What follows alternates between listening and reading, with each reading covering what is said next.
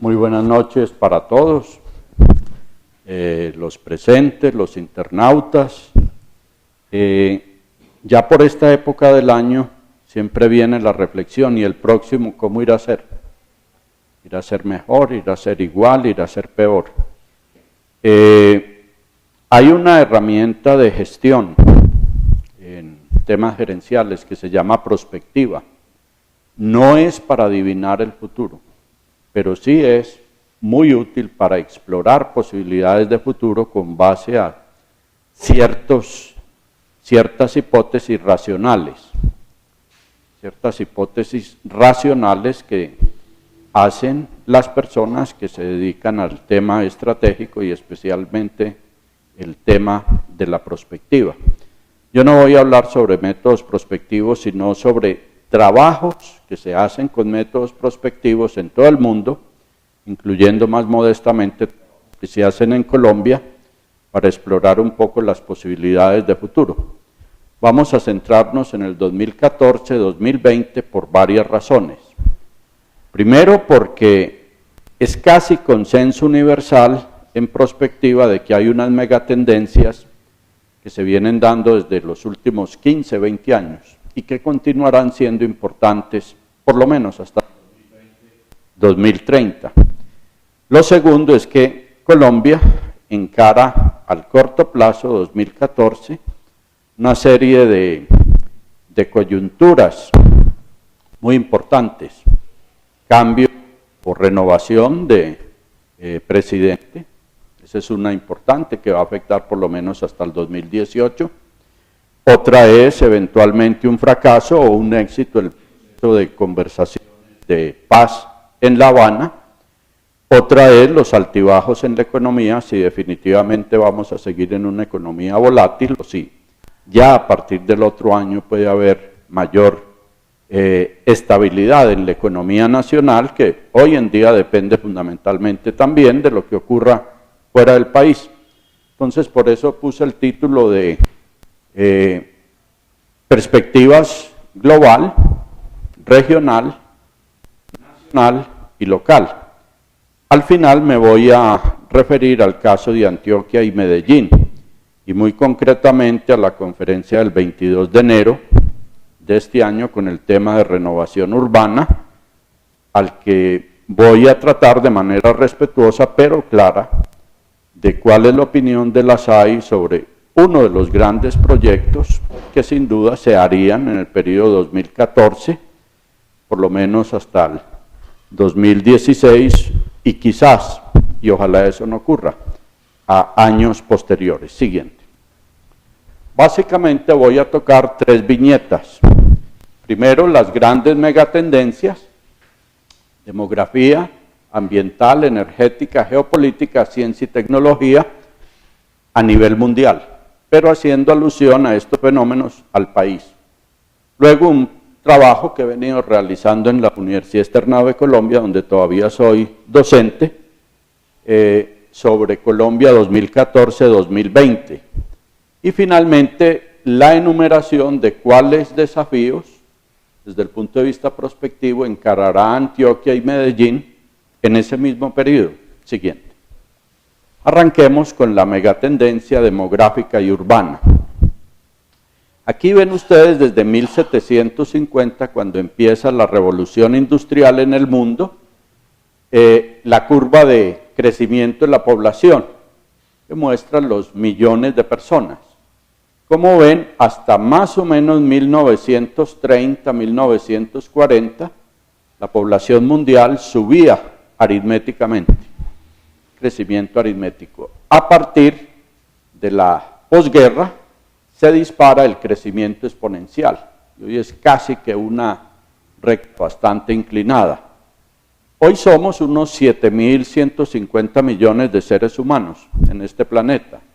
Para el año 2050, la cifra no va a ser inferior a 10.000 millones de personas. Y sobre todo, personas en el planeta del mundo pobre. Solo unos 1.300, 1.400 millones de esas personas en el año 2050 van a vivir en los países ricos, avanzados, el resto van a ser habitantes del mundo en desarrollo. Es decir, este planeta al 2050 va a ser, en términos cuantitativos, un planeta subdesarrollado. La demografía no está uniformemente distribuida sobre la faz de la Tierra. Hay países que en los últimos años han aumentado notablemente la población. De esos 7.150 millones de personas, hoy la primera potencia demográfica es la China, con 1.330 millones. Este es un software muy interesante. Es un software geográfico, pero al meter otras variables, infla los países o los desinfla, dependiendo de lo que aporten en la variable que se está mirando. De manera de que China se infla hipertróficamente, luego la India 1.148 millones de personas, luego Estados Unidos 304 millones de personas, luego Indonesia 238 millones y Brasil con sus 192 millones de personas. La pregunta ante el fenómeno demográfico es, ¿y dónde se va a concentrar la población? La respuesta es, fundamentalmente va a ser un mundo urbano. Ya Colombia es un país suficientemente urbano, se estima entre un 70 y 75% de la población hoy de Colombia ya es urbana y lo será mucho más a futuro, y el planeta probablemente en el 2050 sea en un 60 a 70% urbano. La otra preocupación es por las condiciones de vida, por ejemplo, alimentación. Si la gente va a tener suficiente cantidad de comida en proteína, en caloría, en vitaminas, si va a ser comida sana, si va a haber agua potable, si va a haber posibilidad de tratamiento de los efluentes líquidos y sólidos que generamos los seres humanos, etc. De manera de que es un problema donde la variable tecnológica va a aportar mucho. Ya el mundo vivió la famosa revolución verde de los años 50 y 60, proyecto auspiciado por el gobierno de Estados Unidos. Colombia de alguna manera se benefició con el Instituto de Agricultura Tropical en el Palmira, en el Valle del Cauca. Se desarrollaron especies de alto rendimiento por unidad de área.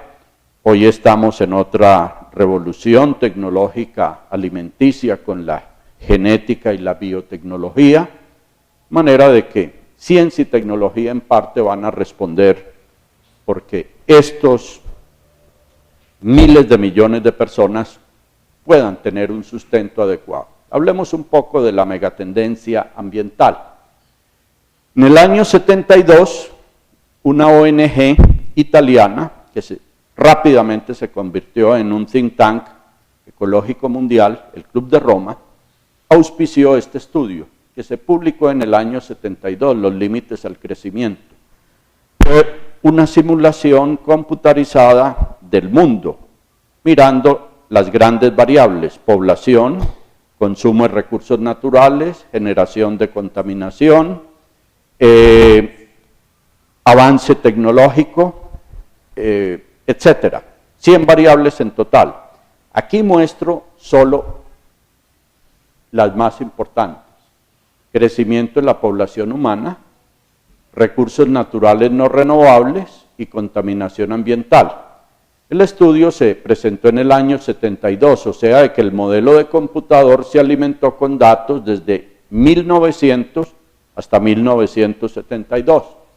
La simulación mostraba de que de continuar creciendo en el siglo XXI, la población humana, agotando los recursos naturales y contaminando más, entre el 2025 y el 2050 debe ocurrir una gran crisis mundial y posteriormente la población humana empezaría a disminuir, básicamente por dos razones. Una que ya había planteado el economista escocés Tomás Roberto Malthus en el siglo XIX, y era que si la población crecía geométricamente y los recursos de subsistencia solo aritméticamente, en algún momento vendría el colapso de la hambruna. Y la segunda es por la contaminación ambiental.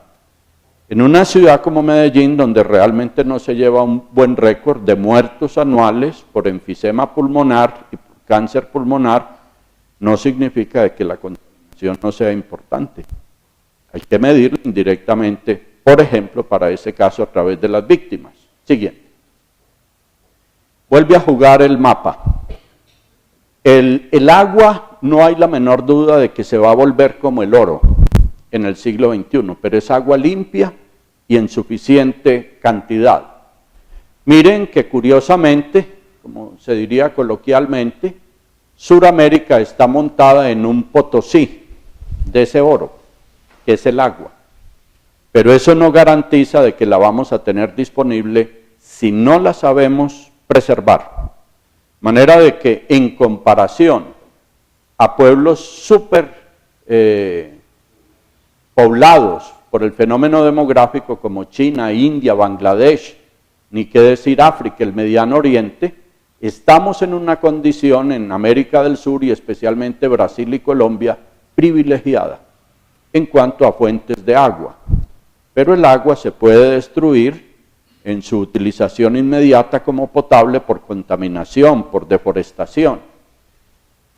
Este es el agotamiento del agua que va a llegar en las próximas décadas. Miren la situación de la India, de la China, del Japón, de la misma Europa, de Norteamérica, y a nosotros prácticamente el problema de agotamiento de agua no nos va a tocar, bajo la hipótesis de que vamos a hacer un uso correcto de este recurso natural eminentemente renovable. Siguiente.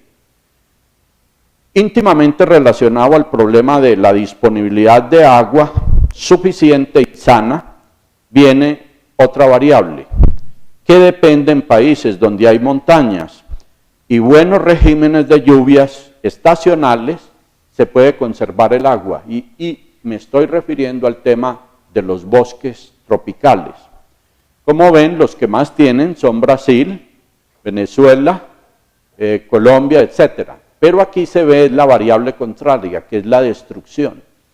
Entonces, paradójicamente, tenemos agua, tenemos bosques, pero los estamos destruyendo a unas tasas supremamente graves. Miren lo que ha hecho África con sus bosques, el sudeste asiático. Colombia el año pasado logró bajar de más de 300.000 hectáreas por año de deforestación, de bosque natural. Llegamos a 294.000. De todas formas, es una cifra supremamente alta y nunca se compensa con lo que se reforesta. Siguiente. Desde hace 250 años, con la revolución industrial, el combustible de esa civilización técnica ha sido fundamentalmente los combustibles fósiles. Hablo del carbón, del petróleo, del gas e inicialmente de la madera, de la leña. Estos combustibles al quemarse sueltan en la atmósfera anhídrido carbónico, CO2, que como ha venido aumentando el consumo de estos combustibles, se ha venido acumulando en la atmósfera. Y el resultado ha sido el efecto invernadero de calentamiento terrestre. El mundo al año descarga en CO2 en la atmósfera unos 30.000 millones de toneladas. El mayor aportante es China. El segundo, Estados Unidos, el tercero es Europa Occidental, el cuarto es la India, el quinto es Japón, el sexto es Rusia. Nosotros ciertamente generamos CO2, pero no en los volúmenes de esos países industrializados. Siguiente. Hoy se sabe de que la curva de concentración de CO2 en la atmósfera está muy cercana ya a las 400 partes por millón, con crecimiento exponencial, y de que eso está aumentando la temperatura promedio de la atmósfera terrestre. Este es un programa que se ha hecho por un centro, tal vez el más especializado del mundo, sobre calentamiento terrestre global. Se llama el Hadley Center del Reino Unido. Han visto de que esta zona amazónica en el Ecuador, donde está Colombia, el más grave problema al 2100, donde se estima que en promedio no será inferior a 4 grados centígrados de aumento la temperatura terrestre, de la atmósfera terrestre, el fenómeno que más se va a sentir va a ser el agotamiento en las fuentes de agua. Es decir, disminución de las lluvias, aumento de la rata de evaporación de agua en lagos, ríos, y el cambio climático en general, vientos, ratas de precipitación, etc. En otras partes del mundo lo más crítico va a ser disminución de las cosechas, como en Estados Unidos, en China, en India. En otras partes va a ser el aumento del nivel del agua del mar en las costas, como el caso de Inglaterra y el norte de Europa, igual aquí en la India y Bangladesh.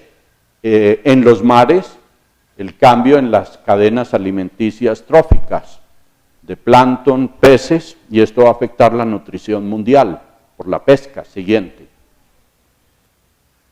De este estudio muestro lo más importante, que son estos dos parámetros. De ahora al año 2100, Colombia va a aumentar aquí estamos viendo, variaciones de temperatura entre 4 y 7 grados centígrados por color, 4 grados, 7 grados. Colombia va a tener en su territorio dos aumentos distintos, diferenciados de temperatura. El más alto, entre 5 y 7 grados, en esta diagonal hasta la costa Caribe. Y eso va a significar, pues, épocas de sequía mucho más prolongadas y más drástico el calentamiento, probablemente caída radical en la producción de algunas cosechas, en la producción pecuaria, etc. Y el resto del país, de la diagonal hacia el Pacífico, va a experimentar también aumentos de temperatura, pero no tan altos, entre 5 y 7 grados centígrados, sino entre quizás 3,5 y 5 grados centígrados. Es decir, va a ser un país mucho más caliente que el actual. Siguiente, miremos en lluvias. Por lluvias, mirando el color, ven ustedes que de la diagonal hacia el Caribe, las lluvias van a bajar. Ahí se miden en milímetros por día, año. De manera de que en esta región va a haber menos lluvias y más temperatura por el cuadro anterior. Y en esta región de la diagonal al Pacífico va a haber muchas más lluvias. O sea, de que vamos a tener un país con dos extremos, siendo más caliente en ambos casos. Uno con menos lluvias y otro con más lluvias. Hablemos un poco de la megatendencia energética. Bien, aún en el 2030, el mundo todavía en esa época va a ser un mundo movido energéticamente todavía por combustibles fósiles. Para esa fecha, del consumo de energía del mundo, el petróleo aportará el 34%, el gas el 24% y el carbón el 23%. Es decir, en total, las fuentes de energía fósil para el año 2030 serán mayoritariamente carbón, petróleo y gas, con un 81% del total. Y será bastante marginal el aporte de la energía nuclear de fisión, 4.7, la hidroelectricidad, 2.3, y otras fuentes que cada vez se extienden más en su participación, que son fuentes alternativas de energía, como la eólica, la solar, solo el 11.7%. ¿Qué muestran las simulaciones de energía para un mundo sostenible al 2050? En primer lugar, a partir de hoy, seguirá todavía la energía fósil aumentando en el consumo mundial, particularmente por países que se están industrializando a una rata muy veloz como China, India y países como Brasil y del mundo en desarrollo, pero en algún momento, más por razones ambientales que geológicas, esa energía fósil empezará a disminuir y empezará a ser sustituida por energía alterna. Entre ese paquete de alternas, pues está la solar, está la del viento, la eólica, está la mareomotriz, está la del hidrógeno, y la de fisión nuclear, por el temor a la contaminación por accidentes radioactivos, probablemente sea un incentivo para desarrollar energía termonuclear de fusión, que es bastante más limpia y de menor riesgo. Como ven, hay detrás un condicionante, y es que para empezar a descontaminar, descarbonizar la atmósfera en CO2, la demografía tendría que estabilizarse. Ya la semana pasada, en China, se permitió de que las parejas tengan más de un hijo. Entonces eso va en contra de esa política, siendo el país demográficamente más voluminoso del planeta. O sea, de que en los próximos años, y esto ya es lo común en países desarrollados, la energía solar, mucho más barato los paneles, igual la energía con aerogeneradores por el viento. Nosotros tenemos la fortuna de la energía hidroeléctrica, pero con los condicionantes de disponibilidad de agua futuro por el cambio climático y la contaminación de los ríos y quebradas en Colombia, y quizás empiece a ser una alternativa interesante las nuevas fuentes limpias, sobre todo la energía nuclear de fusión, utilizando el hidrógeno, particularmente un isótopo muy abundante en agua de mar que se llama el deuterio. Una de cada 6.000 partes de mar es deuterio, y la fusión puede ser o por confinamiento magnético o por impactación de rayos láser o de rayos de alta energía. Siguiente. Todavía no es comerciable esta energía. El hidrógeno es un energético, el más abundante en el universo. Basta decir que las estrellas son enormes esferas de hidrógeno, que en el centro, por la enorme presión y temperatura, se convierten en hornos termonucleares, transmutando el hidrógeno en helio, pero desprendiendo energía calórica en cantidades casi que inimaginables. Esto es lo que se llama el sistema energético futuro del hidrógeno. El hidrógeno proviene del agua, que al hacer la hidrólisis, utilizando fuentes primarias como el petróleo para calentar o la energía nuclear de fisión o la energía solar, se desprende hidrógeno. El hidrógeno puede tener uso como combustible a nivel residencial, comercial, industrial, sea líquido o gaseoso también en los medios de transporte terrestre y aún el aéreo, y para generación eléctrica en pilas de combustión con oxígeno.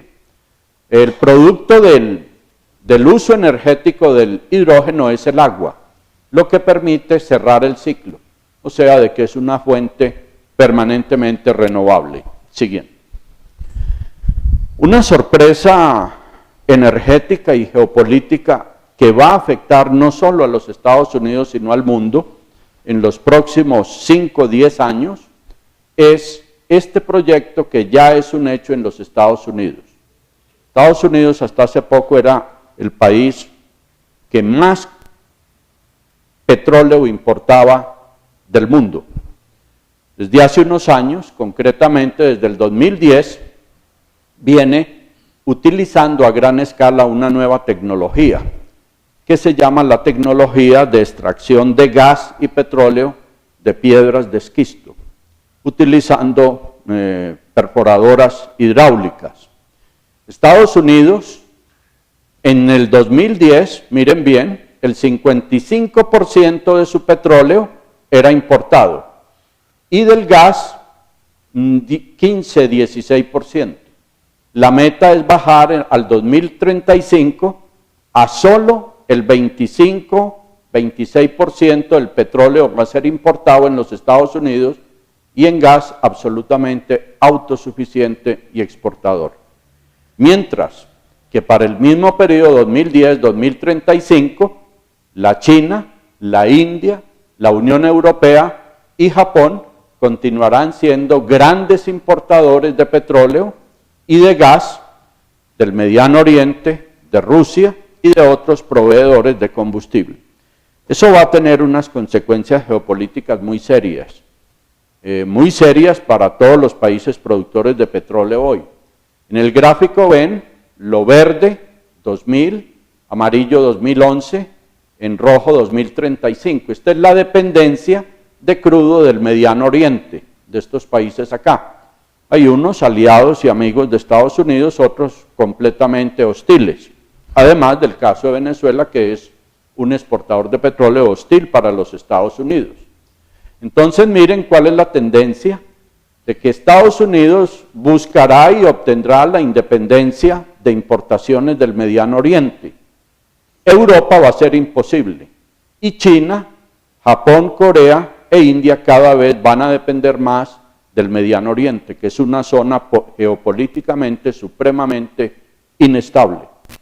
La pregunta es, ¿qué irá a hacer México?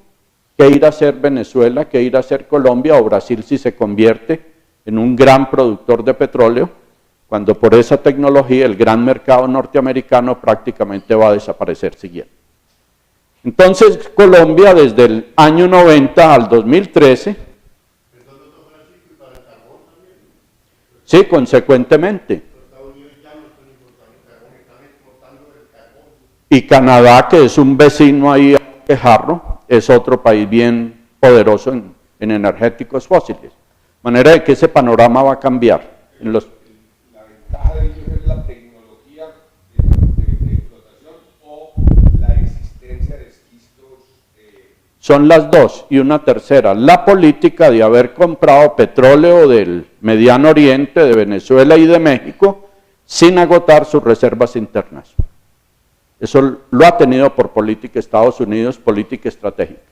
Colombia, ven ustedes desde el año 2005-2006 el esfuerzo en subir de unos 540,000 barriles de crudo por día a una producción que ya ha logrado pasar algunas semanas de este año y días del año pasado al 1.000.000 de barriles por día. Siguiente. Hablemos de la megatendencia geopolítica. Los romanos decían, doctor Eduardo, usted que es el latinista, las hay.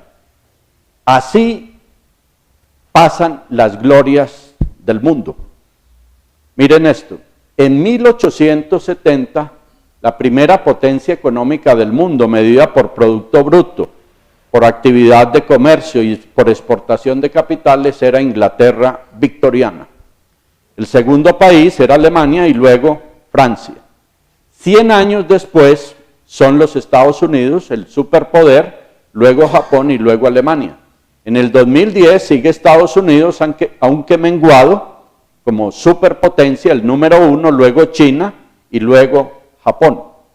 Para el 2030 probablemente China tenga el mayor Producto Interno Bruto del planeta, seguido de lejos por Estados Unidos y luego la India. Esta gráfica probablemente no se dé tal cual, pero sí da una aproximación de que vamos hacia un mundo o multipolar con poderes comparables o que Estados Unidos definitivamente va a perder la hegemonía que ha tenido hasta ahora. Siguiente. Devolvámonos al anterior. Siguiente. En geopolítica ocurren muchas cosas, no solo en materia política, sino también económica.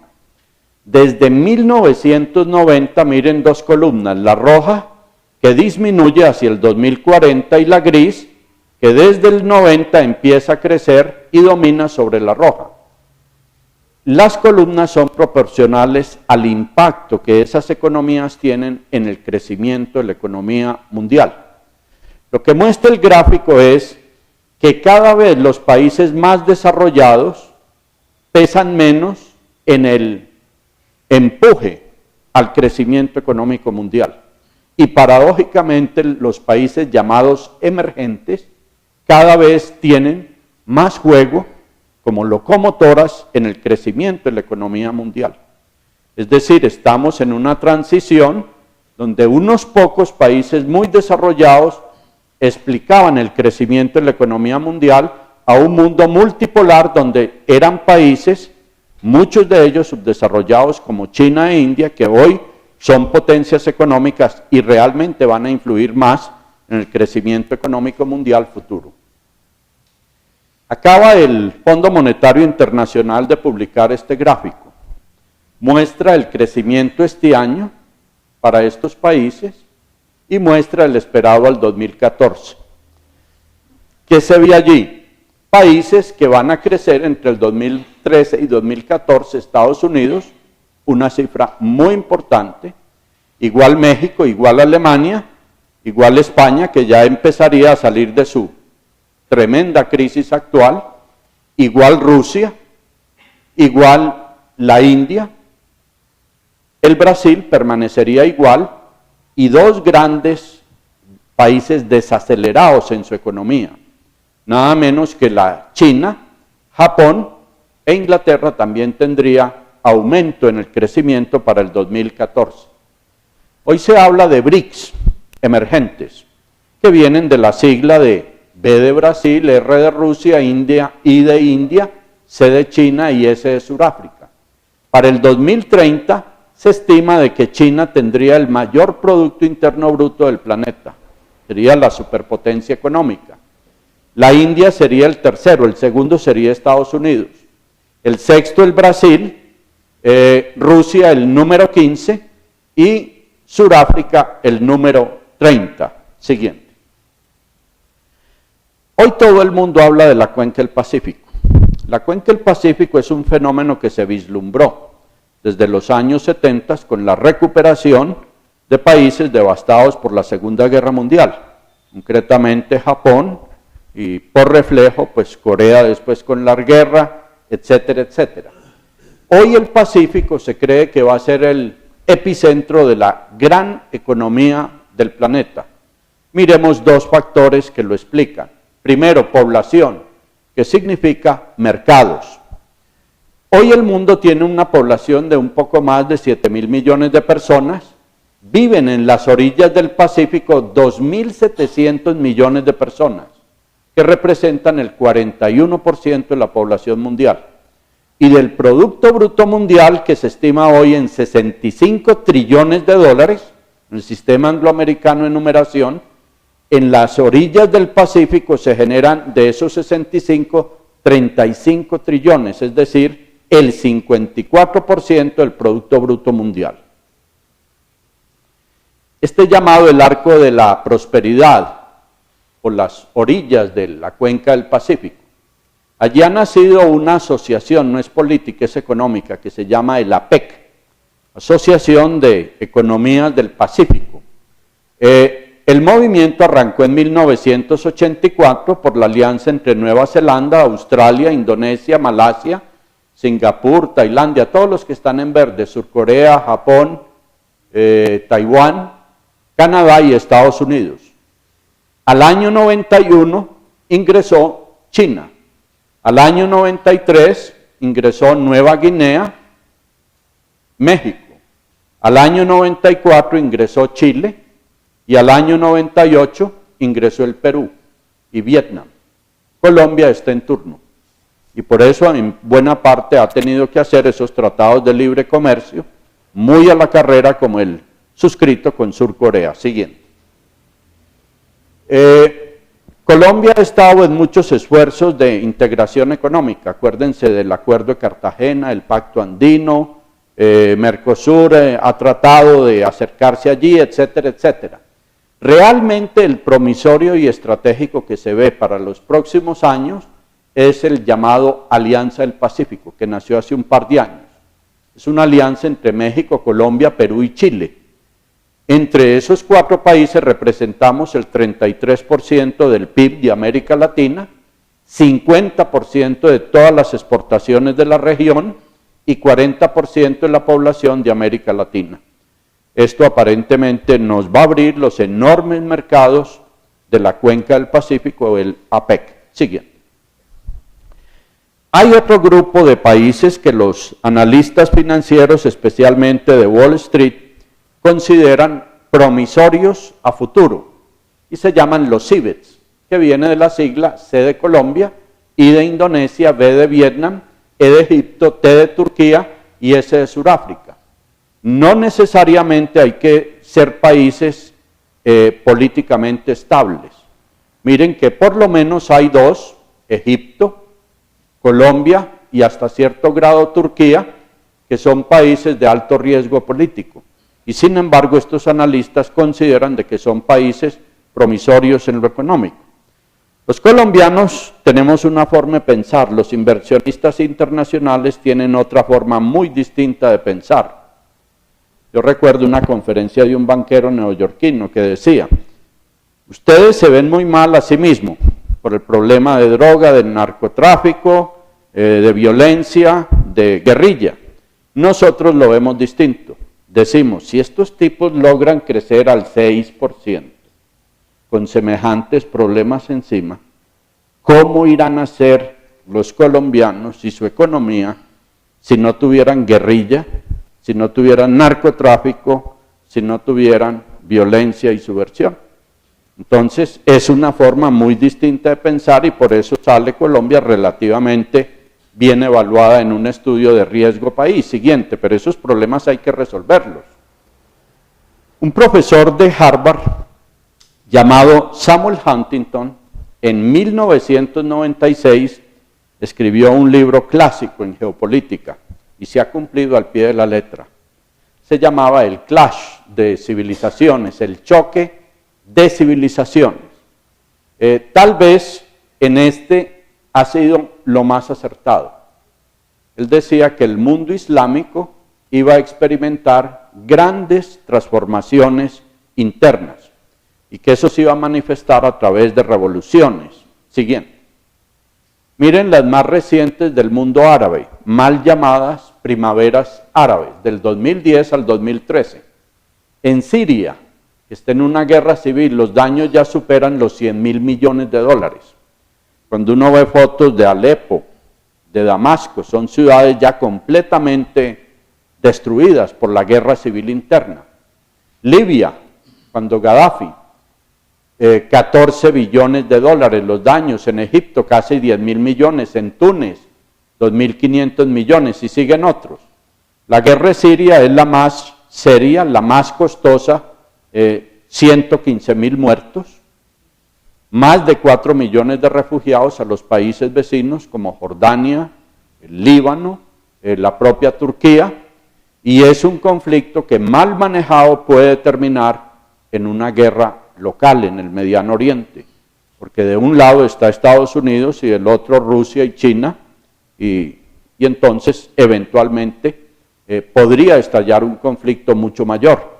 Sin embargo, las nuevas negociaciones que van en curso aparentemente apuntan a una solución o por lo menos disminución del rigor de esa guerra. Otra de las tendencias geopolíticas es la desaparición progresiva de Estados Unidos como el policía del mundo. Datos del 2012. El mundo en el 2012 gastó en defensa y gastos militares 1.7 trillones de dólares. Los Estados Unidos corrieron con el 48% de esa cifra, 711 billones de dólares. Luego Europa el 20%, China el 8%, este asiático y Australasia 8%, Mediano Oriente y Norte de África 5%, Rusia el 5% y América Latina el 3%, unos 39.000 millones de dólares, de los cuales los países que más gastaron en el sector militar en su orden fueron México, luego Venezuela, luego Chile por una modernización de sus fuerzas armadas y luego Colombia. Siguiente. Desde que empezó la administración demócrata, el Congreso de los Estados Unidos apoyó y aprobó una reducción sustancial del gasto militar, que se llamó el Sequestration Law, el empezar a desmontar el gasto militar en ese país. Entre el 2011 y el 2017 habrá una reducción del 36% del gasto militar de Estados Unidos, o sea, un 6% menos por año. Esto como reflejo de la política de desmontar a Estados Unidos como el policía del mundo. Pero esto va a tener efectos y lo ha tenido hasta ahora en países dependientes de ayuda militar de Estados Unidos, como fue el caso de Colombia, con el Plan Colombia. Siguiente. La geopolítica de Colombia no está nada clara. Sucedió un hecho para muchos intrascendente, para otros un hecho que marca hechos de futuro, escenarios de futuro.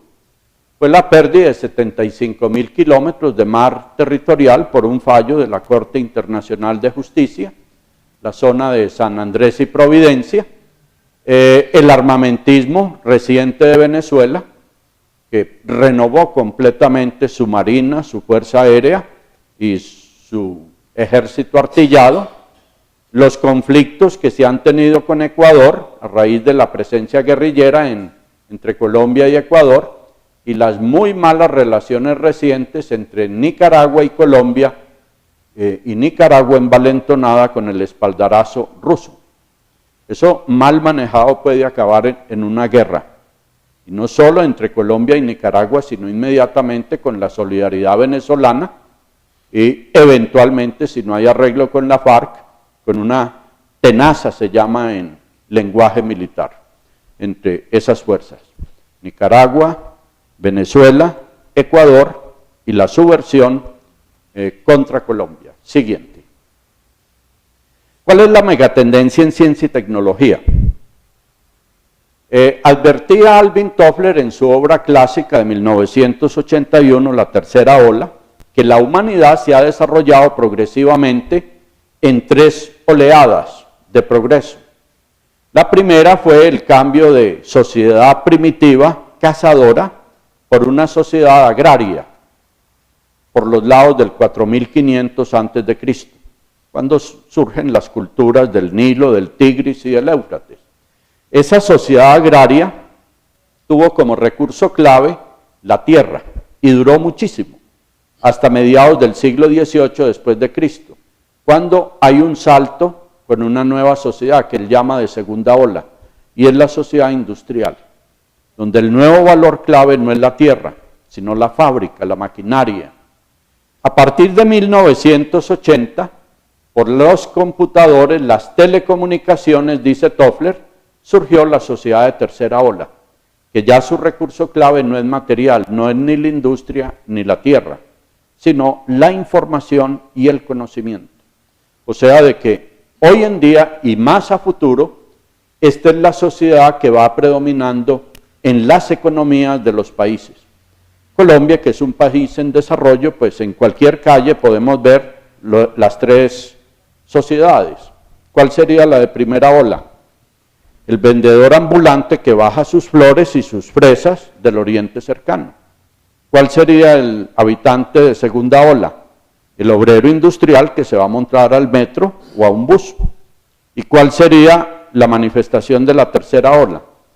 Tras una vidriera, la computadora en un banco, mandando transferencias internacionales o recibiendo transferencias internacionales de dinero e información.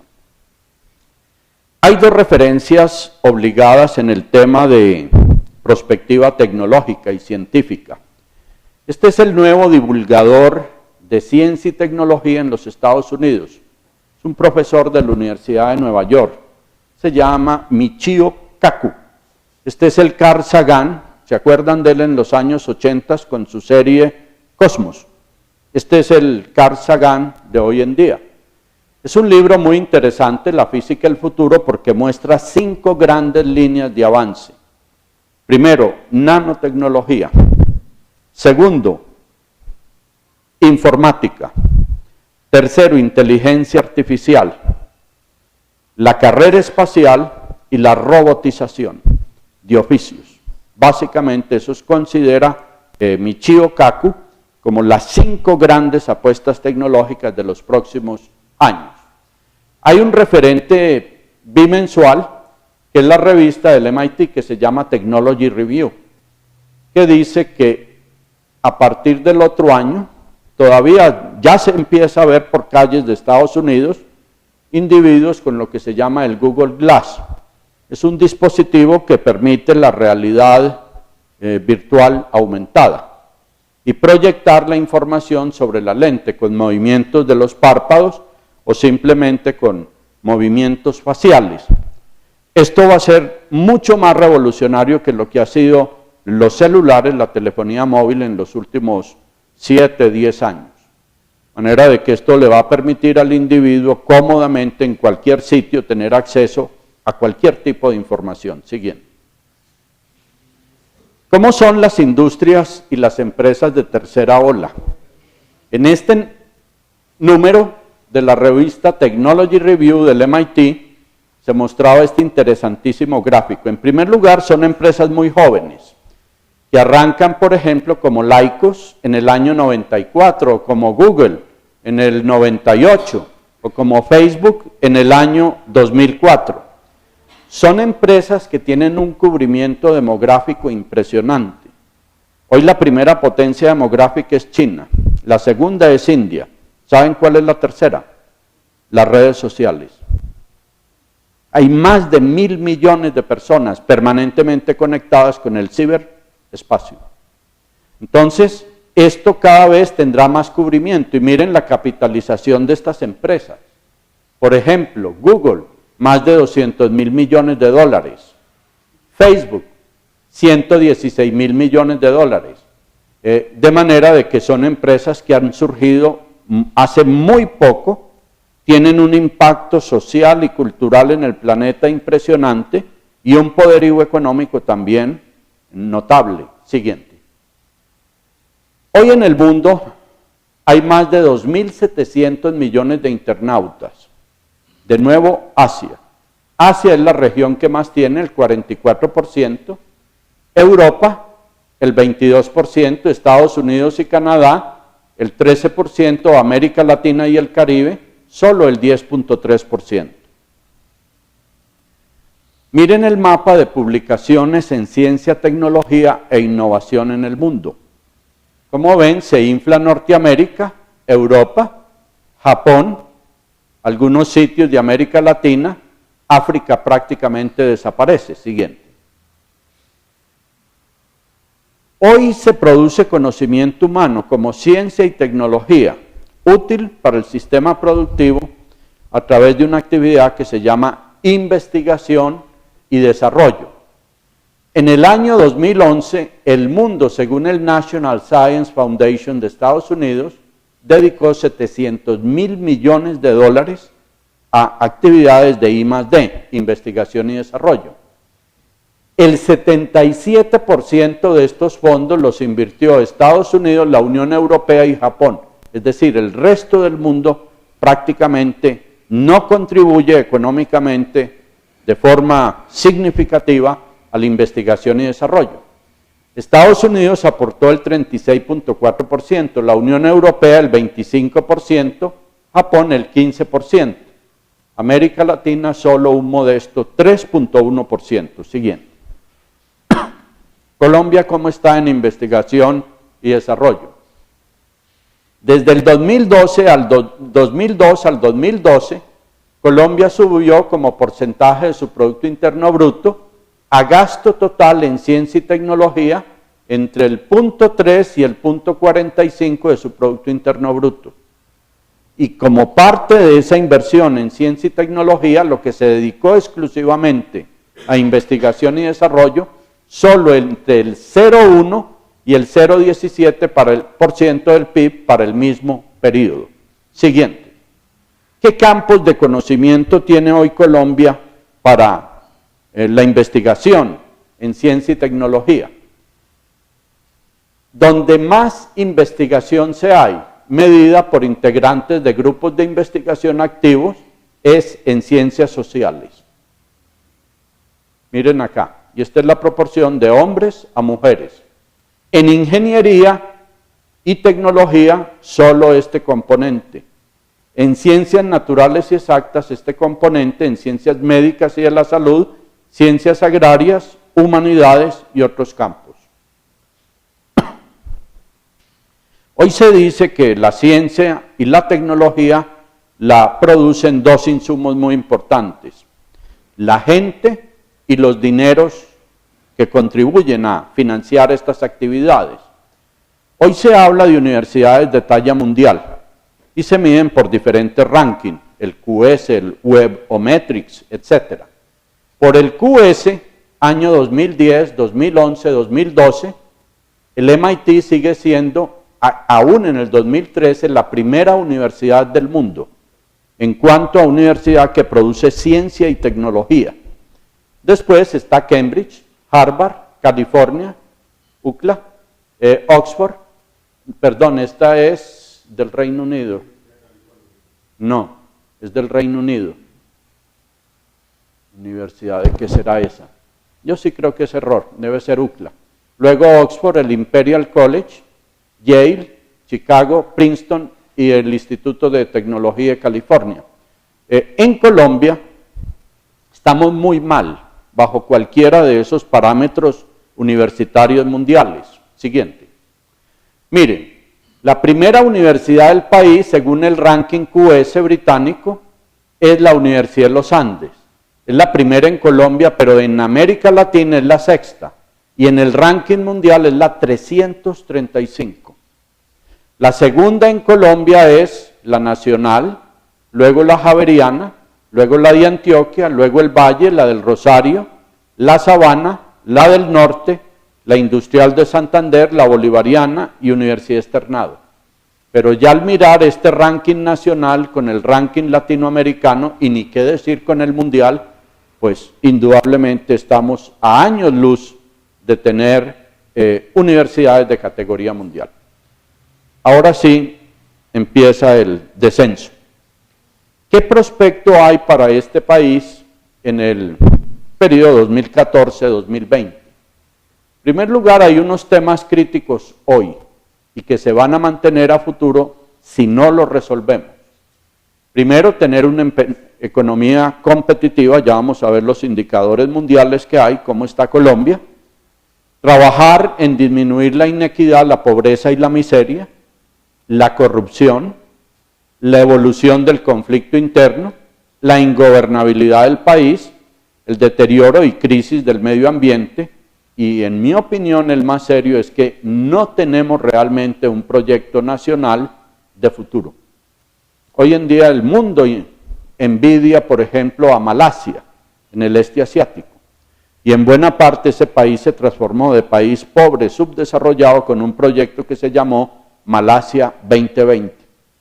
Nosotros arrancamos un esfuerzo parecido, mucho más modesto en Antioquia, que se llamó Visión Antioquia Siglo XXI, Antioquia Siglo XXI, el Planea, y desafortunadamente esos esfuerzos se suspendieron en el año 2012. En Colombia se ha hecho bastante prospectiva desde los años 70, pero con un pecado original muy grave, que descalifica buena parte de los estudios, y ha sido mirar a Colombia, primero sectorialmente, y siempre de sus fronteras hacia adentro. Hoy los estudios prospectivos tienen que estar cotejados con lo que ocurre en América Latina, el entorno regional, y sobre todo con el entorno mundial. ¿Por qué? Porque hoy vivimos en un mundo sistémico, donde todo está relacionado con todo. Una decisión de la Junta de la Reserva Federal en los Estados Unidos con relación a intereses, inmediatamente repercute en Colombia en la Junta del Banco de la República para tomar medidas por las consecuencias que eso va a tener. El anuncio de la Reserva Federal de empezar a recoger las ayudas muy generosas que hubo con la crisis económica del 2008-2009, eso inmediatamente produce en todas las bolsas del mundo caída de acciones. Esa es la consecuencia de vivir en una economía global sistémica. Ya muchos de ustedes, siguiente, deben preguntarse cómo es que no coloca en las megatendencias la economía global, que ya viene desde finales de los 80. La razón es este señor, George Soros. Él ya hoy es un ex especulador financiero penitente.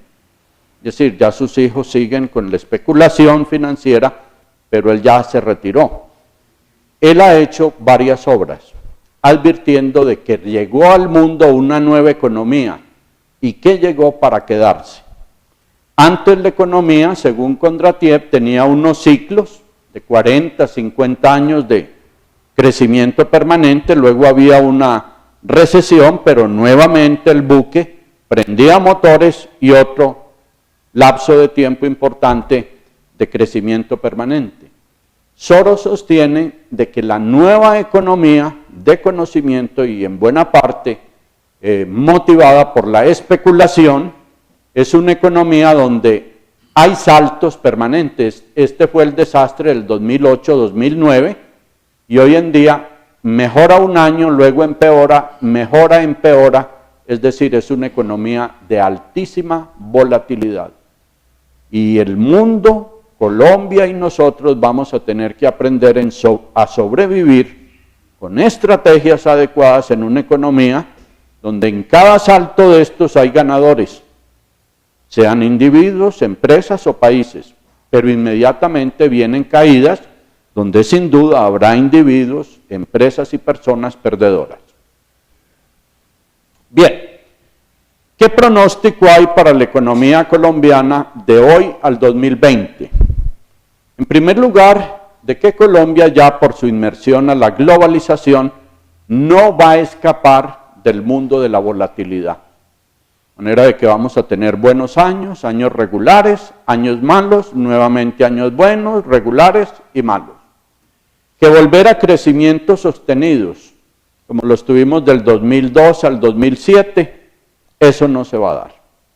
Y tampoco vamos a tener desastres financieros como el que ocurrió a nivel mundial. Por fortuna en Colombia fue relativamente menor el impacto en nuestra economía, como el del 2008, 2009, 2010. Siguiente.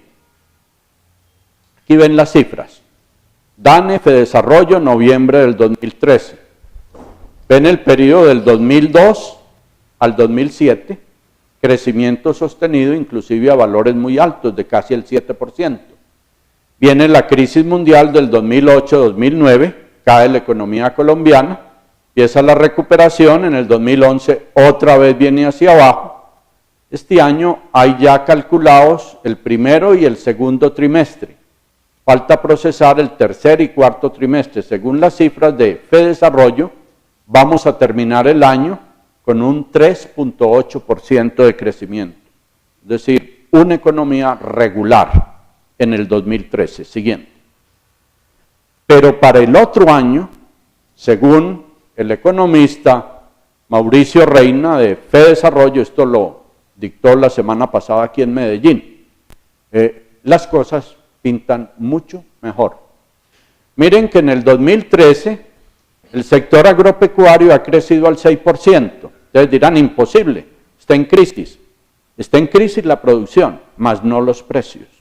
Y por eso da un crecimiento alto del 6%. Pero la cifra va a ser muy distinta el otro año. 2.7%. Sí. Este año, a diferencia de los años inmediatamente anteriores, que fueron de excesivo invierno seculares y muy fuertes, en este año ha habido más horas de sol en promedio. Si alguien las ha medido, con seguridad que ha habido muchísimas más horas de sol y unas lluvias muy espaciadas y muy convenientes para todas las agriculturas, por toda la ganadería, toda la parte agropecuaria se ha beneficiado de eso. Por eso ha aumentado la producción en mayor medida que por otras razones. y los precios, de manera de que el otro año la cosa sí es a otro cantar, 2.7%. Minería, 4% este año, en el próximo. El otro año, porque es que el problema agrario no se resolvió, el problema agrario se aplazó con operaciones de salvamento del gobierno. Verá usted a partir de enero el otro año si el paro agrario vuelve y resucita. Bien, construcción 6.9 este año, el próximo 4.8. ¿Por qué esta caída? Porque fundamentalmente en obras públicas el gobierno no ha dejado iniciar, llámenlo municipal, departamental o nacional, iniciar obras. De manera de que solo el otro año empezaría, miren lo de las autopistas de la montaña, ya resultó que hay que esperar ¿hasta cuándo? Hasta mayo del otro año. Industria manufacturera este año 0%, el otro año probablemente 4,5% y el resto de sectores, financiero, comercio, servicios públicos, etcétera, de 4.1 a 4.4. Es decir, el crecimiento estimado para el 2014 va a ser 4.6%, casi un punto más de crecimiento en la economía colombiana que este año. ¿Cómo nos ven desde afuera? Paradójicamente, Desde afuera las entidades financieras nos ven promisorios. HSBC significa la sigla en inglés Hong Kong Shanghai Banking Company. Cuando el mundo se hundió en el 2008-2009, Citigroup era el primer banco del planeta por activos. Salió de la lista y este lo reemplazó. Este es un banco británico y chino con sede en Hong Kong y hace estudios globales para ver en dónde invierte. Este estudio es famoso y sobre todo muy favorable para Colombia. Mira el 2050. Colombia va a ser para el 2050 la 26ª economía del mundo por Producto Interno Bruto. Hoy tenemos unos 300.000 millones de dólares, pasaríamos a 725.000 millones de dólares al 2050, lo que significaría cambiar de Producto Bruto per cápita de $3.000 en el 2010 a $11.500 en el 2050. Eso va a significar más clase media, más poder adquisitivo, más producción, una economía mucho más dinámica. Claro está que para esa fecha va a ser un país de por lo menos 63 millones de personas. El banco, sin embargo, advierte cuál es el mayor riesgo, según ellos, para Colombia. Aquí ven población en millones de colombianos, año 90, 2010, 2030, 2050. Los países tienen económicamente dos poblaciones. Económicamente activa, la que trabaja y produce. Y económicamente dependiente, los que estudian, como son niños, jóvenes, y los que son jubilados. Entonces el banco dice, por las cifras de millones de personas, no hay problema hasta el 2050 por la gente que estudia y por la gente jubilada. El problema es que tengan para el 2030, miren bien, 38 millones de personas trabajando y en el 2050 40 millones de personas trabajando y produciendo. Es decir, el problema de Colombia al criterio de este banco es generar muchísimo trabajo, muchísimo empleo y ojalá formal, para poder sostener estos que están en población dependiente, económicamente dependiente. Hablemos de competitividad. Hay dos informes que son referentes mundiales, ambos suizos. El del Foro Económico Mundial, que se llama el WEF, Colombia ocupa para el 2013-2014 el puesto 69 entre 144 países analizados. Y el del IMD, que también es de Suiza, con otros criterios y en otra escala, y más o menos en su escala, Colombia queda muy parecido a lo del WEF. Miremos este, que es el que sirve de referente a gobiernos e inversionistas internacionales. Aquí ven un gráfico polar donde lo malo sería el punto acá y las cosas van mejorando a medida que me alejo del origen. Considera 12 factores. ¿En qué está mal Colombia? Primero, en infraestructura. Segundo, en instituciones. Tercero, en innovación. Cuarto, en actualización tecnológica. Y quinta, calidad de la educación superior y los sistemas de entrenamiento laboral. Eso es lo que dice este informe de dónde está mal Colombia. En cuanto a inversión en el país, dice que los mayores lastres por tamaño de la columna son los que impiden la internacionalización exitosa de Colombia. Escuchen el orden. Primero, la corrupción. Segundo, la burocracia gubernamental ineficiente. La tercera, mala infraestructura del país. La cuarta, acceso a la financiación, el crimen y el robo, las tasas de impuestos, las regulaciones laborales restrictivas, regulaciones de impuestos, etc. manera de que esa es la forma como nos ven desde afuera en cuanto a la competitividad. Ustedes dirán de que Colombia no es competitiva, digamos, por culpa de los gobiernos, de los empresarios y de otros factores. Y hay uno que nunca se menciona, y son 500 años de historia. Ustedes en este mapa ven una cosa muy extraña. Los puntos rojos corresponden a grandes ciudades muy antiguas y que son a la vez grandes centros industriales hoy. ¿Qué vemos de este gráfico? De que toda Sudamérica es costera, economías costeras, salvo dos países, Colombia y Bolivia, que no son comparables. ¿Por qué Colombia tiene su geoeconomía andina y no en las costas como el resto de América Latina y de América del Sur en particular? Primero, porque los españoles vinieron, les oyeron el cuento del Dorado y los indígenas señalaban hacia abajo y empezaron a remontar el Magdalena buscando el Dorado y escapando de la malaria. Y por eso fundaron las grandes ciudades como Bogotá a cientos de kilómetros de las costas. Y eso es lo que tenemos que pagar hoy con fletes terribles por la lejanía a las costas para conectarnos a la globalización. Y agreguen los otros errores que sí cometimos en los últimos 100 años, que fue construir ferrocarriles, dejarlos acabar, tuvimos navegación fluvial, la dejamos acabar, y confiamos todas las apuestas en carreteras y por los inviernos y otros factores prácticamente no tenemos comunicación de una economía andina alejada de las costas con los puertos que son los enchufes hoy para la globalización. A esto se agrega la enorme concentración de recursos en un mal llamado Triángulo de Oro Bogotá, Cali, Medellín.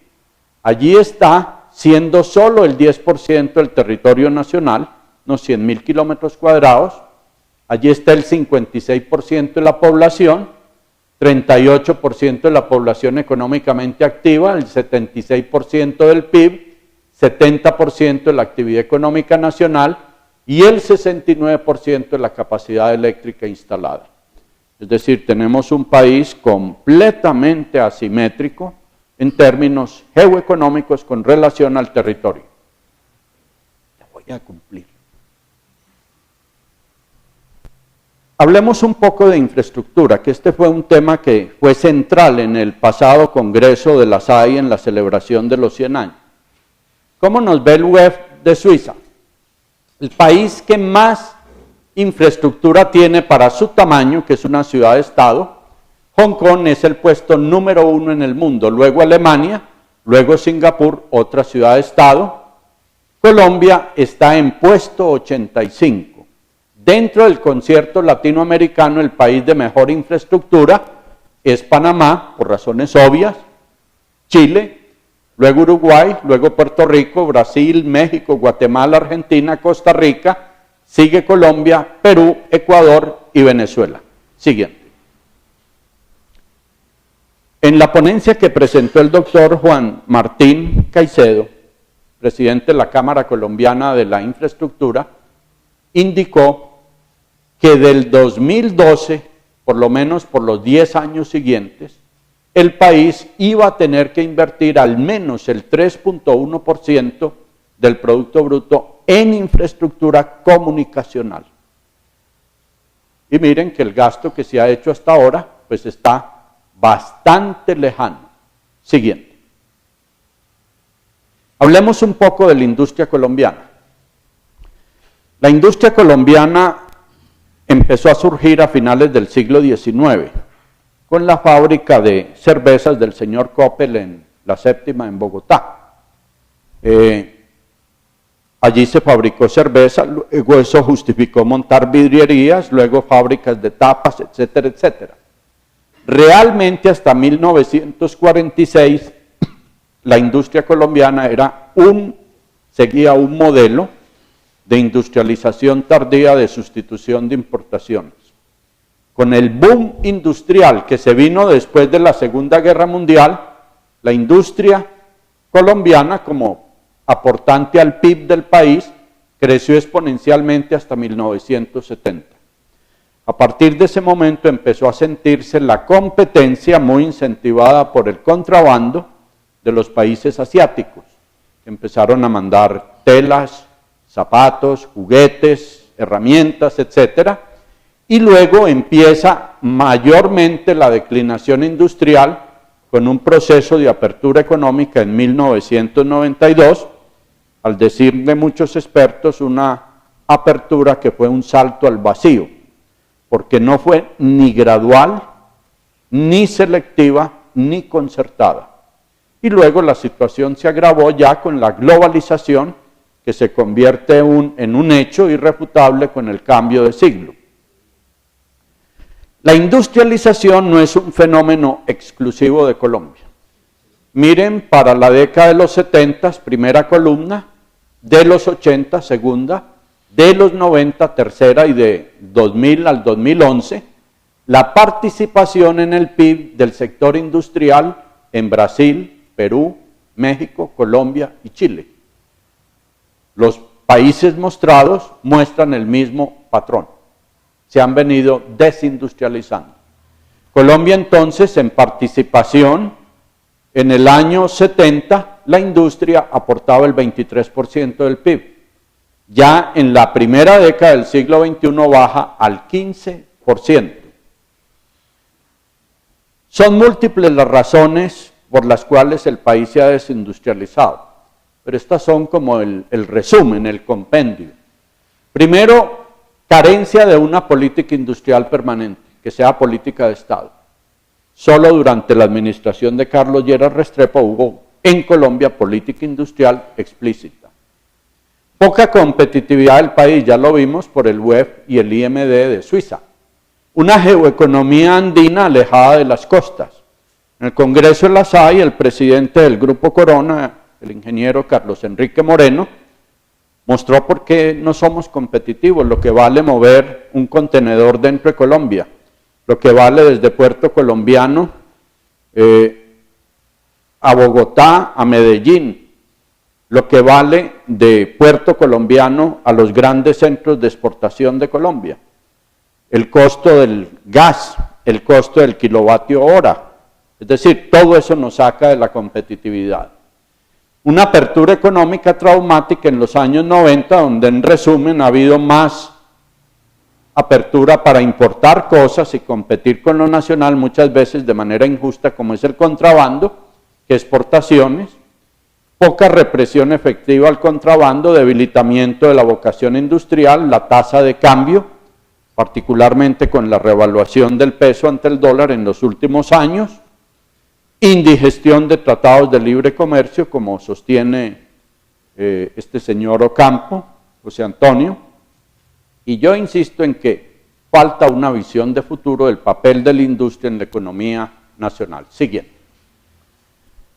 Cuando se habla al 2030 del sector industrial, hay que mirar tres temas que son distintos y son importantes. El primero, reestructuración industrial, que significa articular más las cadenas productivas y consolidar los llamados clúster, es decir, industrias medulares que son alimentadas por otras industrias, y ver que esos eslabones estén realmente siendo competitivos y complementarios. Relocalización industrial. Si nuestra falla productiva es una economía mediterránea alejada de las costas, una opción es reubicar industria en la costa. Y esto lo está haciendo activamente y con mucho éxito Barranquilla en los últimos 10 años. Desde hace 5 años Barranquilla tiene un desempleo de menos del 10%, un solo dígito. Y se ha abierto a buscar capitales afuera y dentro del país para montar industrias fundamentalmente competitivas de exportación. También hay otra forma de exportar que no hemos aprovechado, y es que si supiéramos hacer bienes de alto valor agregado, el transporte no es ni por camión, ni por tren, ni por barco, es por avión. Y tenemos zonas francas en los aeropuertos, de manera de que si tuviéramos la capacidad de generar bienes de alto valor agregado vía aeropuertos, utilizando el llamado transporte compensación, podríamos tener mucha industria con ese perfil. Y finalmente, la reconversión industrial de industrias que definitivamente no son viables en la nueva globalización económica del mundo y abrirnos más a las multinacionales y transnacionales. Yo siempre me he preguntado por qué culturalmente esa aversión a las multinacionales y transnacionales. Si no somos capaces de diseñar carros y de fabricarlos en serie, ¿por qué señalamos una transnacional que viene a producir los carros que necesitamos a dar empleo calificado? Por supuesto que ellos vienen a ganar plata. Y si un colombiano invierte en el exterior no es para perder, es para ganar plata. Siguiente. Vamos a hacer un ejercicio de escenarios que ya se ha convalidado con trabajos de Fedesarrollo, del Banco de la República y de otras instituciones. Del 2014 al 2030 el país va a hacer todas sus apuestas de crecimiento al sector agrario y minero. Va a aumentar la producción manufacturera de bajo y medio valor agregado. Va a tener más o menos lo mismo de industria de alta tecnología que hoy hay, turismo recreativo y de salud, un poco de crecimiento igual de servicios financieros. ¿Qué tanto crecimiento económico produciría esa apuesta en términos latinoamericanos? No se ubicaría como la sexta economía de América Latina. Primero Brasil, luego México, luego Chile, luego Perú y luego Argentina y finalmente Colombia. El escenario siguiente. Si no hacemos todas las apuestas en agricultura y minería, sin despreciarlas porque ambas son importantes, incrementar un poco bajo y medio valor agregado en industria, mucho énfasis en meternos en industria de alta tecnología, turismo, de recreación y salud importante, igual de servicios financieros. Con esta estrategia, ¿en qué puesto quedaríamos? Siguiente. Primero Brasil, segundo México, tercero Colombia, cuarto Chile, por Producto Interno Bruto, quinto Argentina y sexto Perú. Entonces es una cuestión de opciones. ¿Qué requiere el escenario? Este último. Tener profesionales al más alto nivel, investigación y desarrollo, favorecer la venida de multinacionales y transnacionales, ser muy agresivos en mapear el mundo, cómo migra la alta tecnología y ver qué opciones tiene allí Colombia. Siguiente.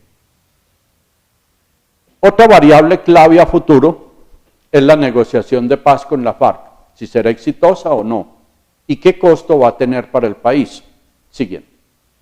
Ya llevamos pues casi 50 años de muerte, violencia y destrucción sin límites y sin pausa.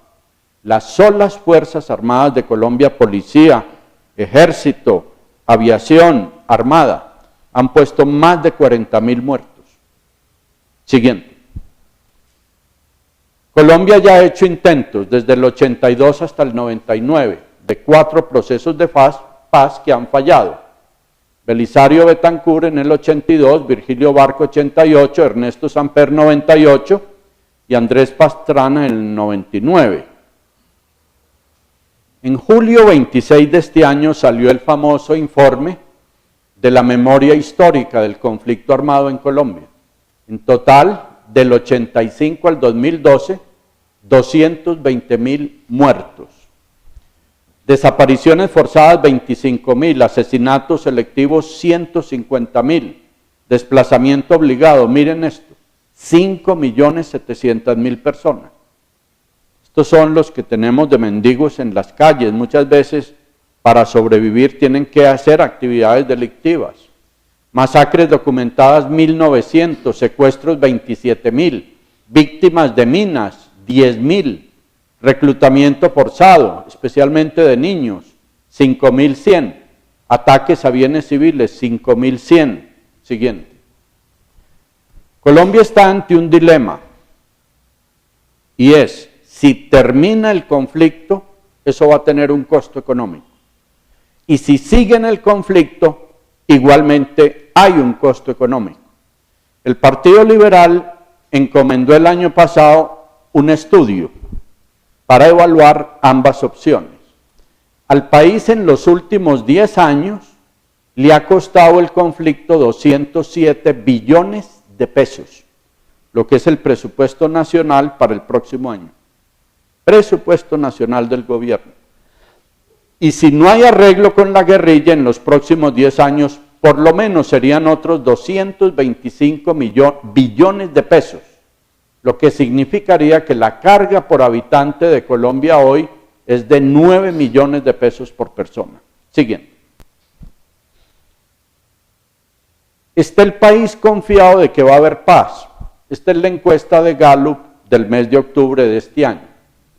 Miren, ¿cree usted que en esta oportunidad se llegará a un acuerdo que ponga fin al conflicto armado con la FARC o no? Miren qué tan constante es la respuesta desde octubre del 2012. 60% no cree. Y cree que sí, va a haber arreglo, solo el 36%. Siguiente. La misma encuesta. ¿Tiene usted una opinión favorable o desfavorable de las FARC? Miren, de tiempo atrás, desde Pastrana, Álvaro Uribe II y Juan Manuel Santos. 95% desfavorable y favorable solo el 2%. Siguiente. ¿Qué desenlace en cuanto a intensidad de conflicto pueden tener las conversaciones de paz este año o en el 2014? El primer escenario es final feliz, que se desactiven los centros guerrilleros, que se reintegren a la sociedad y arranque el país una nueva etapa en su vida. Otra es que se rompen los diálogos y el gobierno opte por un sometimiento militar que significaría agravar el conflicto por unos meses o más años y finalmente ya desaparecería la subversión. Y otra que se ha dado en muchos países de África y Centroamérica, y es que se firma un arreglo, inicialmente las cosas siguen igual, después mejoran un poquitico, vuelven y se acentúan, es decir, es en forma escalonada. Y es usualmente porque los gobiernos no tienen alternativas socioeconómicas de dar trabajo al que deja de ser un subversivo. Siguiente. Para terminar, muy brevemente hablo sobre Medellín y cumplo la hora. Siguiente. Arranquemos con Antioquia. En 1986, varias entidades como ProAntioquia, la Cámara de Comercio de Medellín, las universidades de la región, arrancaron una aventura prospectiva llamada Antioquia Siglo XXI, que fue sucedida de otro proyecto, Visión Antioquia 2020, luego un programa con el Banco Interamericano de Desarrollo que se llamó Antioquia Convergencia y Desarrollo, y finalmente también como esfuerzo interinstitucional se arrancó hasta el 2012 un esfuerzo que se llamó el Plan Estratégico de Antioquia, conocido por la sigla PLANEA. Desde esos estudios se consideró de que Antioquia debía mirar un modelo de desarrollo geoestratégico como el de Estados Unidos y Europa, que no fue alrededor de Medellín o de las grandes ciudades en esos países, sino a través de grandes corredores viales, para integrar economías urbanas grandes con economías urbanas intermedias y pequeños municipios. Y se identificaron 3 ejes: el eje histórico de relación económica fuera de Antioquia, norte-sur, el eje a Bogotá, el eje a los Santanderes, Venezuela, y que habría que construir 2 nuevos ejes: el eje de acceso por Urabá a la cuenca del Atlántico o del Caribe y el eje a través del Chocó a la cuenca del Pacífico. De ese proyecto solo hay ahora 2 posibilidades: esta por el llamado proyecto de autopistas de la prosperidad o de las montañas, la salida a Urabá, y este un poco más distante de la salida al Pacífico a través del Chocó. Siguiente. ¿Cuáles son los temas críticos para el futuro del departamento de Antioquia del 2014 al 2030? Primero, desmontar el modelo centralista geoeconómico alrededor del Valle de Aburrá, pensar en el desarrollo de ciudades intermedias. Miren, en el Valle de la Aburrá está casi el 60% de la población de Antioquia y el Producto Bruto de Antioquia probablemente el 70%. Y el resto del departamento es como un pesebre económico de muy poco aporte en población y Producto Bruto. Solo Colombia tiene un departamento de ciudades intermedias importantes, con alta articulación, y hablo del Valle del Cauca. Ya hay ciudades, además de Cali, importantes como Buenaventura, Palmira, Buga, Tuluá, etcétera, etcétera, Cartago. Manera de que Antioquia debe pensar seriamente en tener ciudades intermedias que asuman un poco ese desfogue de población de la periferia del departamento al Valle de la Aburrá. 2. Montar un nuevo modelo de desarrollo local regional como lo propuso Planea. Es decir, llevar progreso, llevar inversión, emprendedores a las regiones para que utilicen los recursos que tienen en unidades productivas. Tercero, integrarse territorialmente a su interior, Antioquia, hacerlo con el país y con el mundo a través de la infraestructura comunicacional. Reindustrializarse competitivamente y modernizar su sector de servicios. Generar masivamente empleo y trabajo a través de vía obras públicas y nuevas empresas. Conservar sus recursos hidroenergéticos y mejorar la educación a todos los niveles y apoyar el desarrollo de ciencia y tecnología. Si ustedes me dicen, los últimos gobernadores, ¿a dónde han puesto apuestas? El actual, solo este punto. Los otros han mordido un poquito en sus planes de desarrollo de los otros. Pero eso es porque no tenemos un proyecto de futuro. Hay que montar un proyecto de futuro y viene un gobernador y lo que hizo el anterior no lo descalifique, sino sobre eso seguir construyendo. Es la única manera de salir del subdesarrollo. Siguiente. Hablemos de Medellín y ya vamos a tocar pista.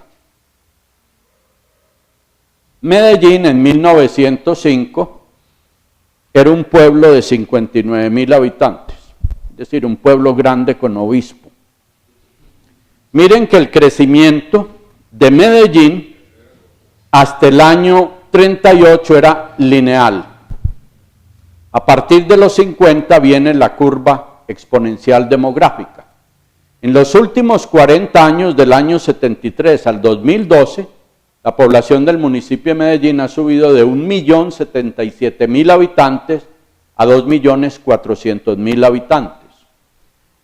Esto ha generado una ocupación territorial del Valle de Aburrá, donde viene el interrogante si es sostenible esa tendencia. Miren la huella urbana de Medellín en 1951, esta es la dirección norte-sur. 1973, 1996, 2010, la opción es seguir llenando el Valle de la Aburrá hasta el 2030 o acá precipitar un escenario de ruptura. Y hay dos opciones.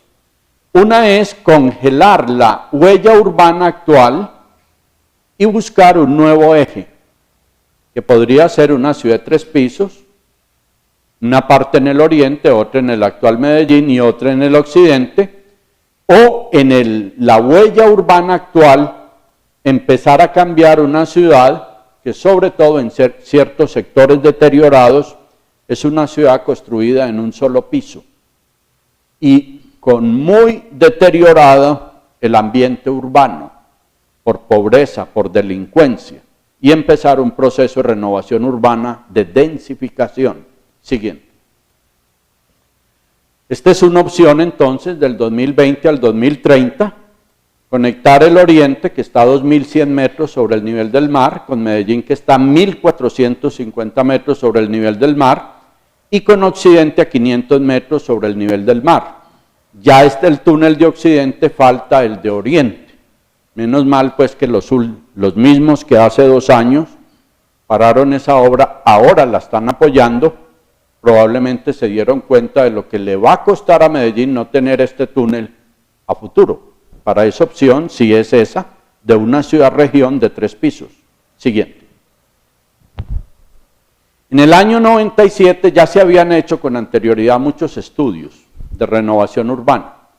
La Facultad de Arquitectura de la UPB estimó 9 áreas susceptibles de programas de renovación urbana que cumplieran estas condiciones. Primero, en áreas deterioradas socioeconómicamente en la ciudad. Segundo, con los mejores servicios públicos del país enterrados bajo el asfalto y las propias casas. Y la tercera, que fuera un elemento dinamizador del empleo y de la economía de Antioquia a través de la construcción. Se identificaron estos globos de tierra, hay unos enormes de 100 manzanas, otros más pequeños. Hasta la fecha solo está casi a punto de terminarse Ciudad del Río, donde antiguamente estaba la planta de mezclas de Argos y Erecos, Olaza y Simesa. Está a punto de iniciarse. Están negociando todavía unos lotes de tierra que no han querido arreglar con el municipio siguiente. Ese es el proyecto que se llama Naranjal Arrabal. Es entre el Macro,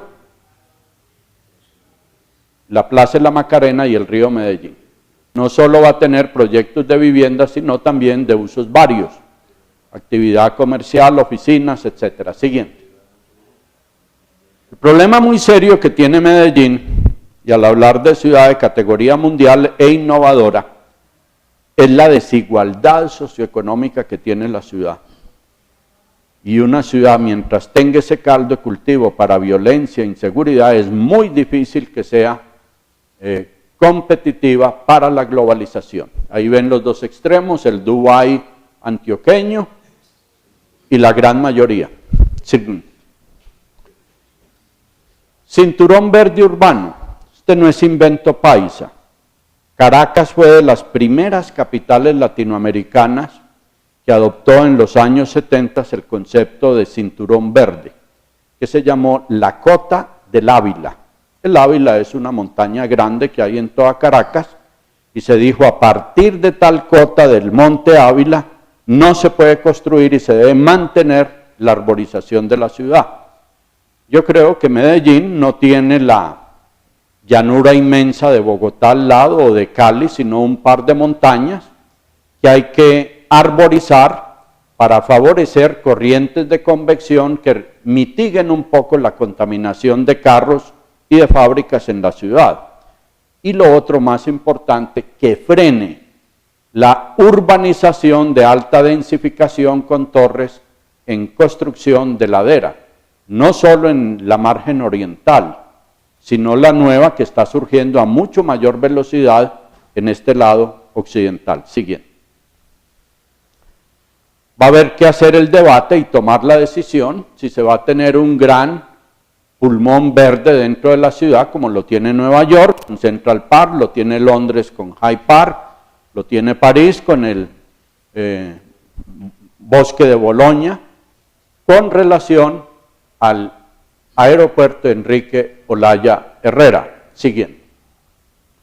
Fue la primera ciudad de Colombia que optó por una apuesta moderna a transporte masivo a través de un metro desde 1995. Lo ha venido ampliando, sobre todo en las zonas más pobladas de la ciudad, la comuna nororiental, a través de Metro Cable. Siguiente.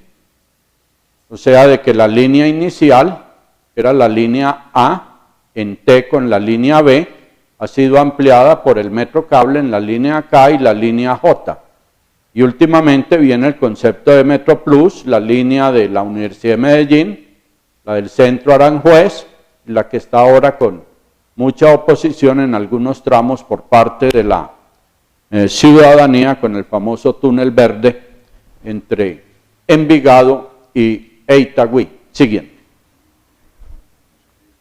Este fue el tranvía que me tocó en mi muy lejana infancia ya, en el barrio Buenos Aires, lo llamábamos el ñato rojo.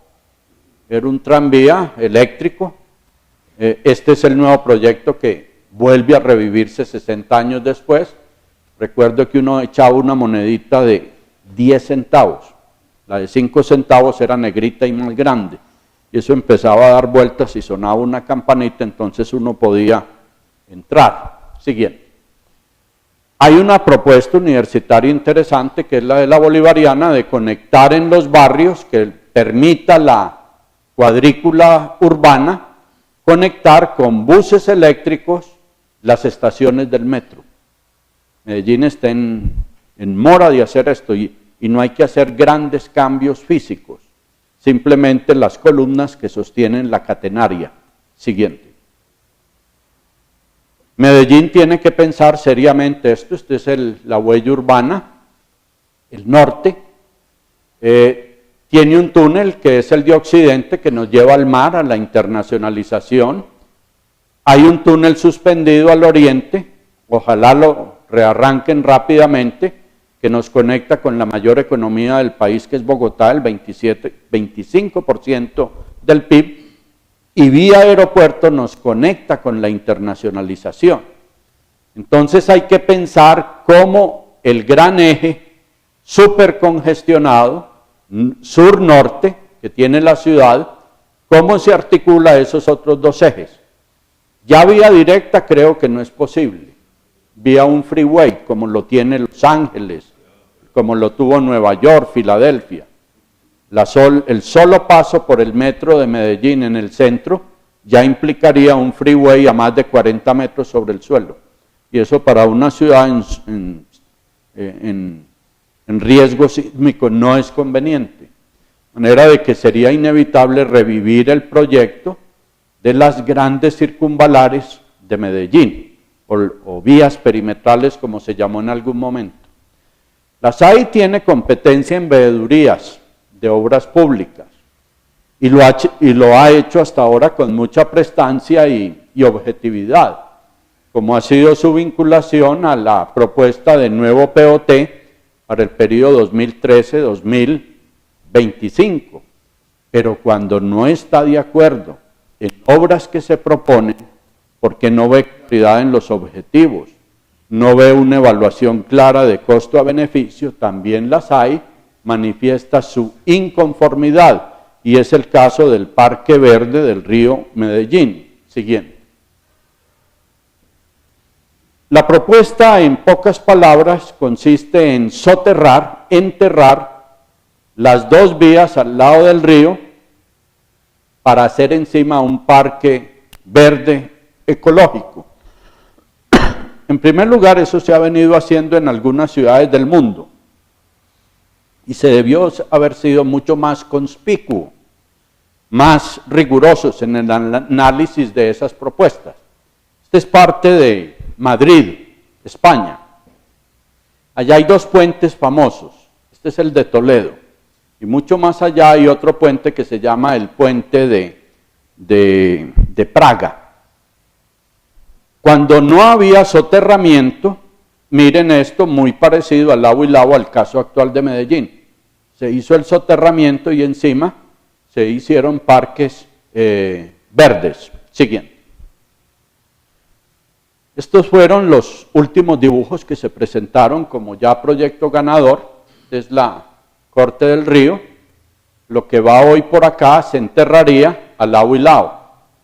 Sin embargo, la pregunta que tiene la SAI es si se tuvo en cuenta los colectores que hoy pasan por acá hasta el río, los alcantarillados, las quebradas, las líneas de alta tensión que habría que mover con un proyecto de estos, vibraciones que esto va a generar, y no es cualquier problema minúsculo, descarga de los gases que van a tener que ser evacuados de estos túneles, y muy serio, las fundaciones de los 3 puentes por donde va el proyecto a comprometer los puentes. Si esos puentes están basados en pilotes o tienen en la fundación placas. Si hay placa, hay que tumbar el puente. Si hay pilotes, hay que redimensionar este ancho del túnel. Son cosas que nosotros no hemos visto en las propuestas y creemos que son importantes y que deben aclararse ante la opinión pública. Siguiente. Pasan 150.000 vehículos día. Bueno. Poner más de regionales. Y vamos a minucias de ingeniería hidráulica. Esta es la masa de agua del río Medellín y esta es la autopista y este es uno de los muchos ductos que descargan en la orilla. En primer lugar, esto es una cota variable que depende de ¿qué? De la sequía o del invierno sobre el río Medellín. Esta es una foto estándar del río Medellín. El río Medellín cuando llueve muchas veces ha subido e inundado la grama en la ribera. Y miren que los ductos en general cumplen la hidráulica de estar por encima de la masa de agua que los va a recibir. Siguiente. Entonces, si se hace el enterramiento de esto, el primer problema es la interceptación con los ductos actuales. Ustedes dirán, no, se puede bajar el ducto actual de acá a acá. Resulta que aquí está la cabeza de presión del río, especialmente en las épocas de lluvia, que eso causa una cosa que se llama reflujo. Y si quieren un buen ejemplo de reflujo, estudien el río Támesis en Londres. Y tuvieron que hacer una obra monstruosa para que cuando el mar sube de nivel en alta mar, no se devuelvan las aguas por los alcantarillados de la ciudad. Siguiente. Ustedes dirían, bueno, pongamos la imaginación a trabajar. Hagamos el parque lineal arriba, el túnel de los carros y bajamos esto un poco más y dragamos el río. La pregunta es, estéticamente, ¿eso va a ser un parque lineal verde? Que no habría otra opción. Y lo otro es que el río, a medida que va avanzando hacia el norte, su pendiente va bajando para poder estimular el flujo del río. Siguiente. El otro problema es este. Resulta, volvamos al anterior, de que un túnel de poca altura solo permitiría carros convertibles. Siguiente, que no es el caso de Medellín, que por allí iría transporte pesado de buses y camiones. O sea, de que la excavación habría que hacerla mucho más profundamente. Y entonces viene el problema del dragado, de que aún dragando probablemente habrá sitios donde no es posible.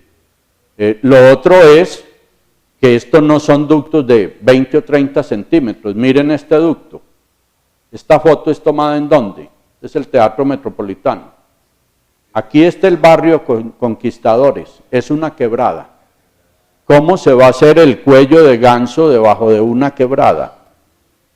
Y no olviden el cuello de ganso, los sedimentos, las ramas, las hojas. Siguiente. Esos son los cuestionamientos que la SAI le hace al municipio de Medellín con esta propuesta. Que hay que tener claridad, porque si no hay claridad, nunca se va a saber, si no sobre la marcha, cuánto va a valer este proyecto.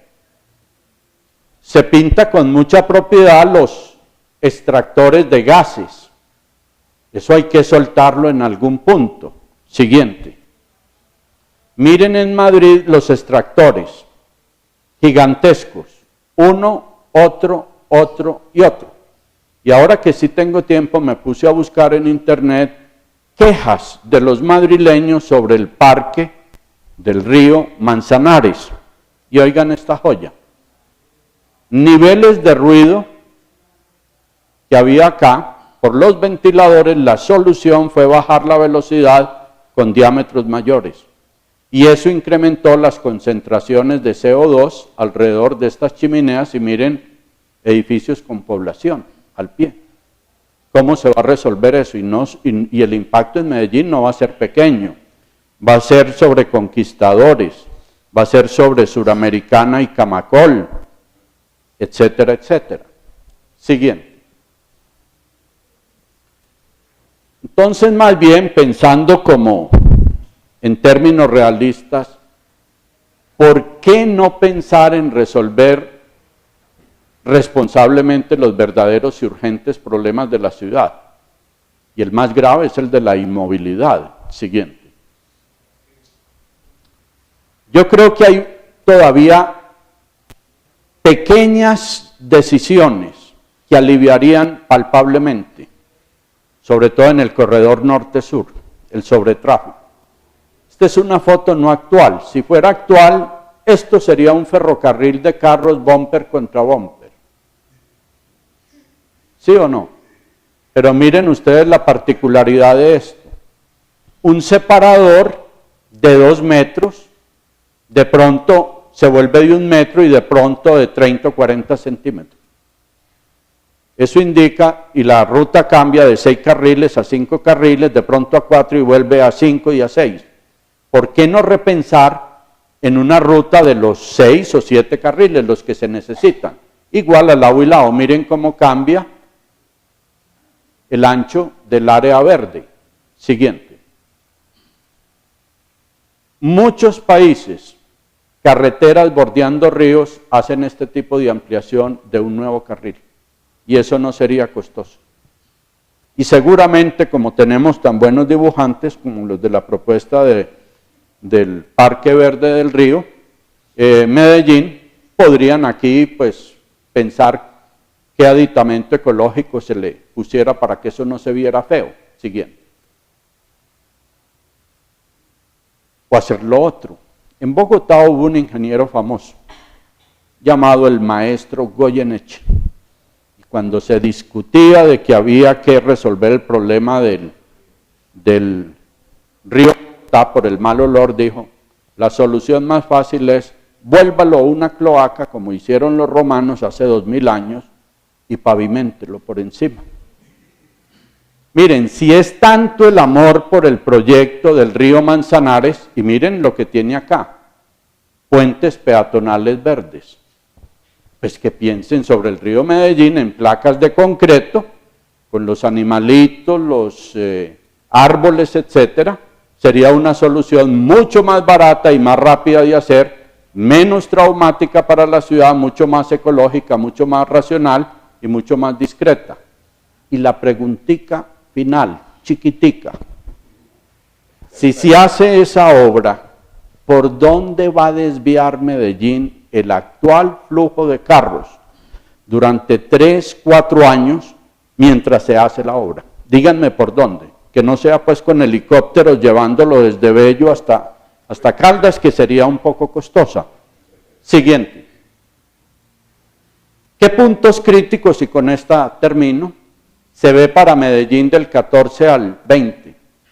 La inmovilidad de personas y cargas dentro de la ciudad, en los accesos a Medellín y en las vías de salida de la ciudad y del Valle de la Burrá. 2, la baja calidad del aire urbano. Estamos de acuerdo con lo de los árboles. Y ya don Guillermo Molina hizo una labor gigantesca, 1 millón de árboles, y nunca se le dio ninguna medalla ni ningún reconocimiento. 3, la democratización de áreas verdes y esparcimiento en toda la ciudad, especialmente en las comunas. A mí me encantaría de que hicieran el Parque Verde de la Quebrada Santa Elena, desde Miraflores o desde Medialuna, que beneficia a La Milagrosa, Buenos Aires, Boston, etc. El desempleo, subempleo y la informalidad laboral, la creación masiva de empleo de carácter productivo vía renovación urbana y obras públicas. El trabajo que se hizo de renovación urbana en la Bolivariana estimaba que durante 10 años se crearían 100.000 empleos, fundamentalmente para personas de estrato 1, 2, 3. Redefinir la vocación económica de Medellín, contextualizada en el país y ante el mundo, mantener finanzas públicas sanas, para hacer las verdaderas obras prioritarias, mejorar notablemente la educación de niños y jóvenes en todos los niveles sociales y educativos, y eso consecuentemente, todo esto daría como resultado erradicar la violencia e inseguridad ciudadana. Siguiente. Esto era, mis amigos, lo que yo quería presentarles. Termino con una pregunta.